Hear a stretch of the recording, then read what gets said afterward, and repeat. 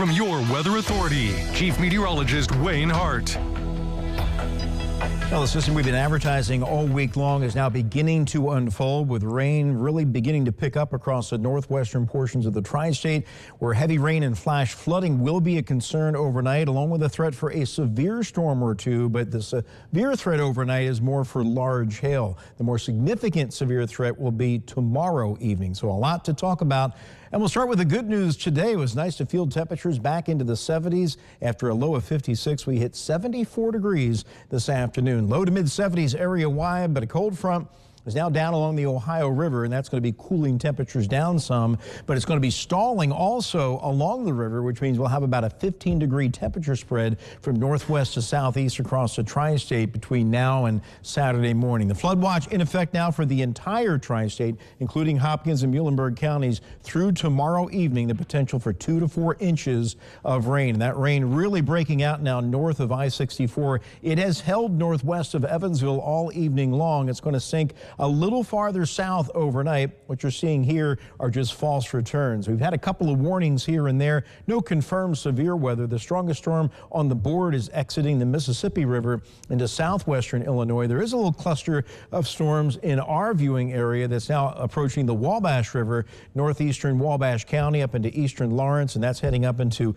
Knox County in Illinois. So there is a threat north of the front here for what we call elevated storms that can produce large hail. If one were to really get organized right along the front, there could be some damaging wind and even an isolated tornado, but not too concerned about that threat tonight. 60 degrees right now in Evansville with a light north-northeast wind. So the front is at least past the airport on the north side of town. You can see visibility is pretty good still. No rain in downtown. Show you those numbers once again with the pressure now falling as that front settles into the area. Behind the front, it's 49 degrees in Fairfield right now. South of the front, it's still in the mid 60s across a good deal of western Kentucky. So it looks like we'll get into the low 50s here in the metro, maybe only upper 50s down to the south overnight. So the rain now picking up in our northwestern counties on the cool side of the front. The higher severe threat overnight is down here to the southwest, but look at all the rain that is in the pipeline, and this is just going to be training showers and thunderstorms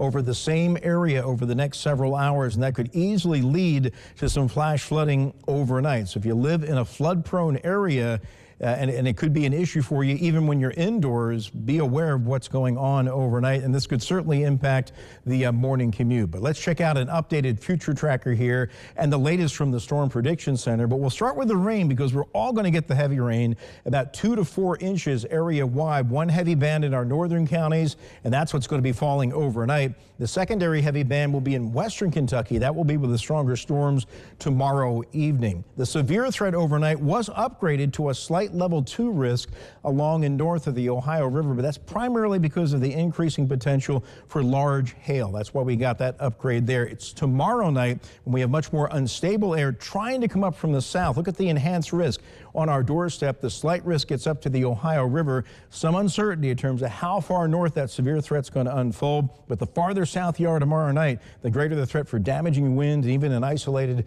tornado or two. But overnight, 2 a.m., the rain is still mainly north of Evansville, and by 6 a.m., it's still along the Ohio River and points north, not that much in western Kentucky. But after daybreak, this all slides down to the south. We'll see the rain increasing, and we could get a little bit of a lull.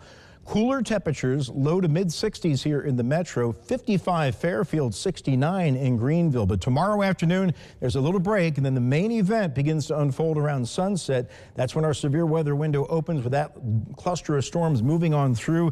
Threat should be over in Evansville by 9 o'clock, and it looks like it should be clearing our eastern counties between 10 and 11. And all the rain's pretty much out of here by daybreak Saturday, and then we'll see a slow clearing trend. It should be turning out to be a nice weekend, especially on Sunday. A good deal of sunshine and temperatures rebounding back into the 60s. But overnight tonight, the showers and storms really continue steady across northwestern portions of the tri-state, but sink southward to along the Ohio River with lows of 46 to 61. Tomorrow, the showers and storms continue to sink south. They go off and on throughout the day. There'll be some breaks, 56 to 70, and then the stronger, possibly severe storms roll through the area tomorrow evening and shortly after midnight. Some clearing Saturday and 58, increasing clouds late Sunday and 64. And the first half of next week looks seasonable and pretty quiet before we warm up to more showers and thunderstorms Thursday of next week.